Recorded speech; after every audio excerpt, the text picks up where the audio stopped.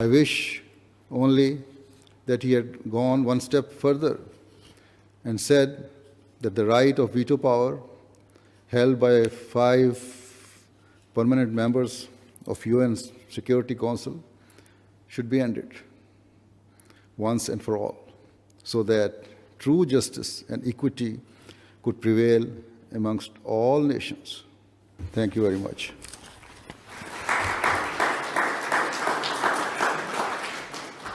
It's our privilege to have him here today in Parliament. Can I thank you all for coming today and listen to his wisdom? And it's great to have his thoughts. I was born in Fiji, and I've been here almost 50 years now. Fiji also has a strong Ahmadiyya community, and we have lots of friends in that community. And I am always been impressed with the way they lead their lives as true friends of the nation and of different faiths, but also reflecting your message, Your Holiness, of peace. تتلو آيات الرحمن وتزكينا بالقرآن. حضرة الخليفة الخامس يهدي نسخة من القرآن الكريم للملك توهيتيا بعد أن ترجم مؤخراً إلى اللغة الماورية، لغة سكان نيوزيلندا.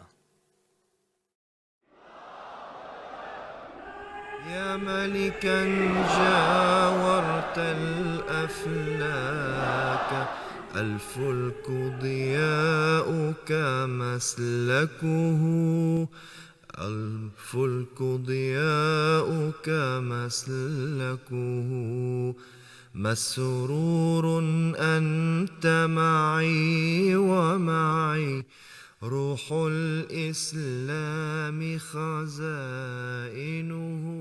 يوم 10 من تشرين الثاني عام 2013 ألقى حضرة الخليفة الخامس أيده الله تعالى بنصره العزيز خطاباً تاريخياً في ميلبورن، أستراليا، في حفل استقبال خاص لحضرته أقيم في برنسس كورت ريسبشن سنتر.